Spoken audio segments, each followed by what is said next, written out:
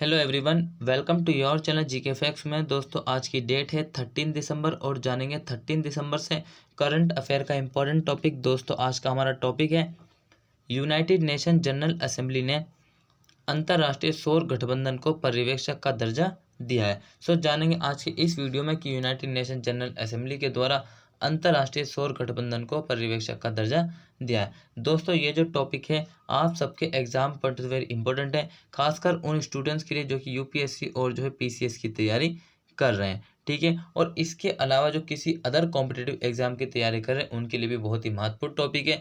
ये आप सबने जो इसको पूरा वॉच करना तभी आपको समझ में आएगा। अगर आपको इस टॉपिक में से कोई पॉइंट समझ में नहीं आता तो आप मुझे कमेंट बॉक्स में कमेंट करके बता सकते हैं। साथ ही इसमें जो भी जो है अगर आपको करंट से या फिर जीएस का क्वेश्चन इस टॉपिक में से बनेगा तो मैं आपको बताता चलूँगा। और इसका जो पीडीएफ का लिंक है वो मैंने आपको डिस्क्रिप्शन बॉक्स में दे दिया है, वहाँ से आप लोग डाउनलोड कर सकते हैं। और जो न्यू स्टूडेंट्स है जीके फैक्ट्स फैमिली को सब्सक्राइब एंड शेयर करना ना भूलें। चलिए अब क्लास को स्टार्ट कर लेते हैं। सबसे पहले आज के हमारे करंट अफेयर के सबसे पहले फर्स्ट पॉइंट से। हमारा करंट अफेयर का फर्स्ट पॉइंट है 9 दिसंबर 2021 को संयुक्त राष्ट्र महासभा ने अंतर्राष्ट्रीय सौर गठबंधन को पर्यवेक्षक का दर्जा दिया है। क्या किया गया है कि 9 दिसंबर 2021 को जो है यूनाइटेड नेशन जनरल असेंबली के द्वारा जो आईएसए इंटरनेशनल, ठीक है, इंटरनेशनल सोलर अलायंस को जो है पर्यवेक्षक का दर्जा दिया गया है। किस चीज़ का? ऑब्जर्व स्टेटस, ठीक है, ये दिया गया है, ये आपने ध्यान रखना। अच्छा बात कर लेते हैं इन दोनों बॉडी के बारे में। देखिए ठीक है दोस्तों, इंपॉर्टेंट बॉडी है जो मैं आपको बता रहा हूँ। सबसे पहले हम बात करेंगे यूनाइटेड नेशन जनरल असेंबली के, ठीक है। किसके बारे में बात करेंगे? यूनाइटेड नेशन जनरल असेंबली, ठीक है। This body one of the 6 principal organ of United Nation, ठीक है। यूनाइटेड नेशन के जो 6 ऑर्गन है उनमें से जो यूनाइटेड नेशन जनरल असेंबली एक है। क्लियर है? अगर इसके हेडक्वार्टर की बात करें तो इसका जो हेडक्वार्टर कहाँ पर है? न्यूयॉर्क यूनाइटेड स्टेट में, ठीक है। न्यूयॉर्क यूनाइटेड स्टेट में इसका हेडक्वार्टर है।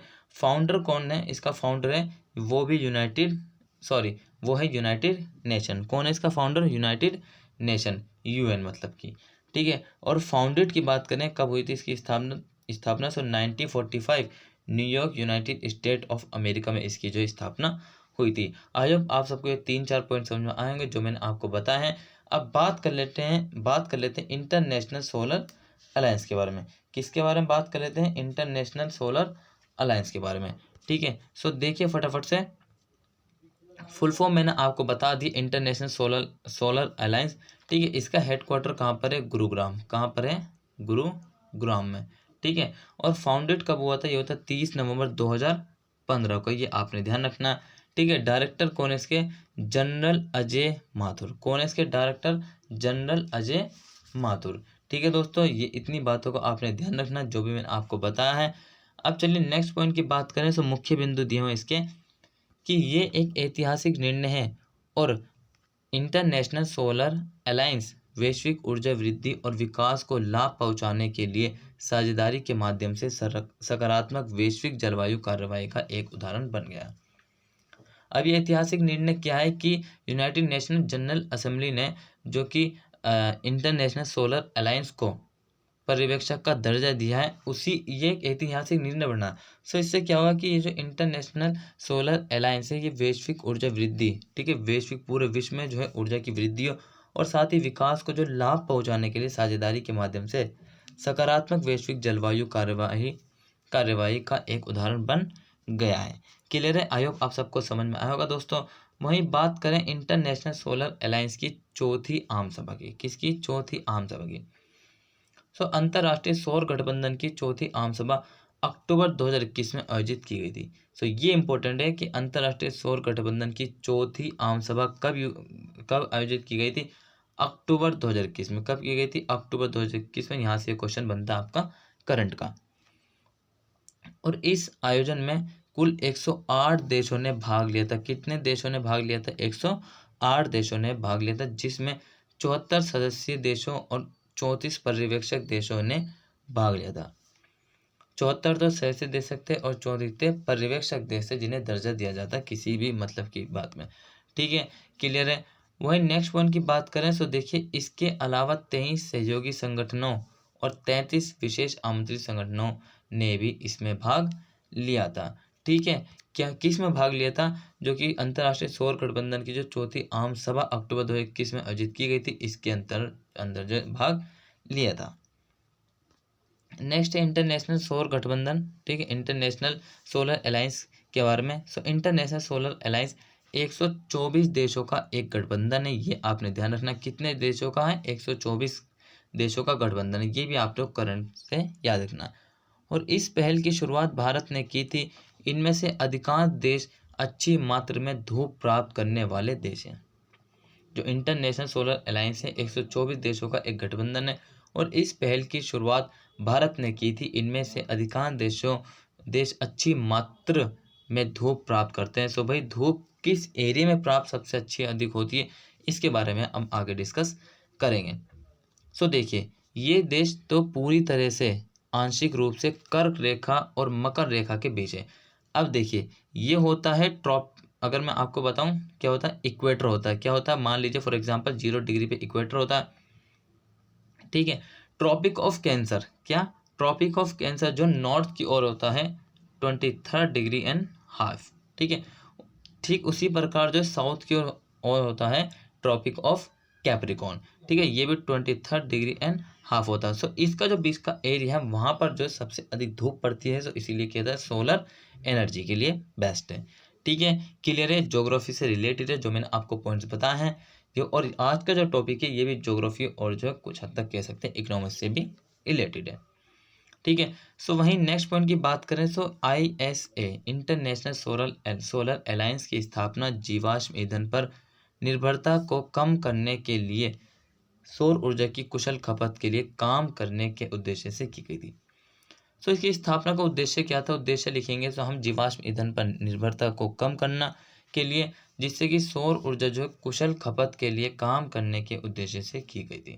ठीक है, नेक्स्ट पॉइंट की बात करें तो इंटरनेशनल सोलर अलायंस को पहली बार भारतीय प्रधानमंत्री नरेंद्र मोदी ने 2015 में वेम्बली स्टेडियम में एक भाषण में प्रस्तावित किया था।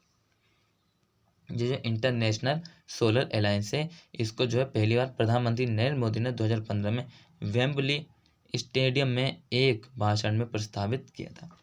इस भाषण के दौरान उन्होंने धूप वाले देशों को सूर्य पुत्र के रूप में संदर्भित किया था। क्या किया था? कि सूर्य पुत्र के रूप में संदर्भित किया था उन देशों को जो कि कर्क रेखा और मकर रेखा के बीच में, क्योंकि वहां पर सबसे अधिक जो है धूप पड़ती है।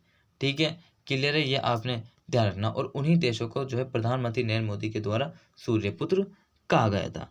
ठीक है, नेक्स्ट पॉइंट की बात करें तो ये एक संधि आधारित अंतर सरकारी संगठन है। क्या है? ये एक जो है संधि आधारित अंतर सरकारी संगठन है। It is a treaty based intergovernmental organisation.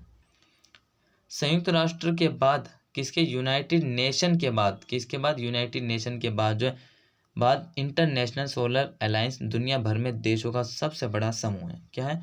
सबसे बड़ा कौन है? संयुक्त राष्ट्र है। ठीक है, उसके बाद इंटरनेशनल सोलर अलायंस दुनिया भर में देशों का सबसे बड़ा एक समूह है।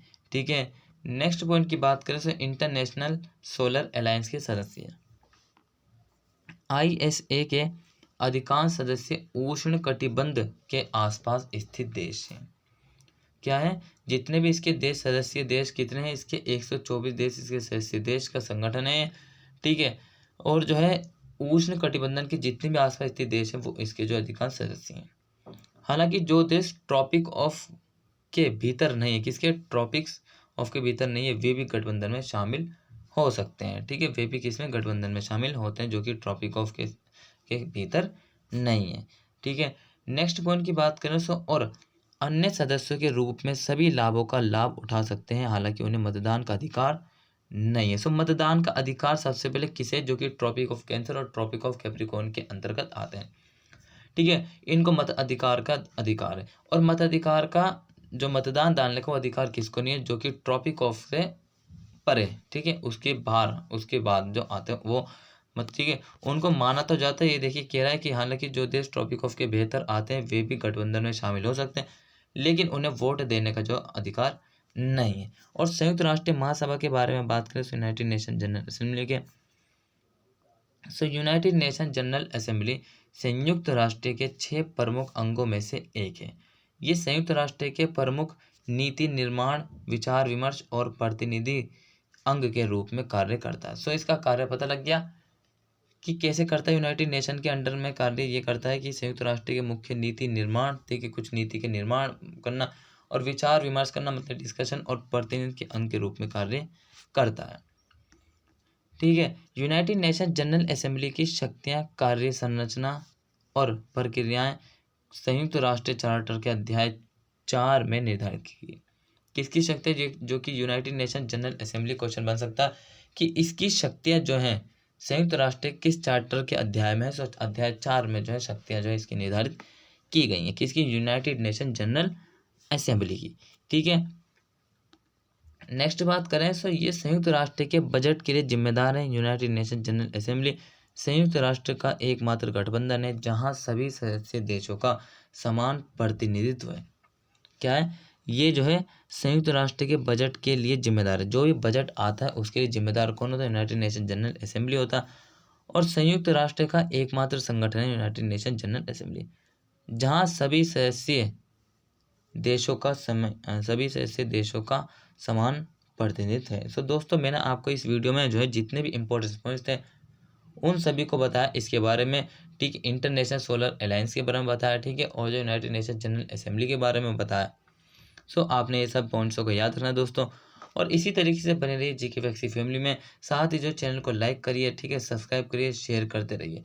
ठीक है दोस्तों, वीडियो अच्छा लगा सो करिए जरूर। So till then take care, all the best, have a nice day, thank you for watching this video all of you. मिलते रहेंगे इसी तरीके से।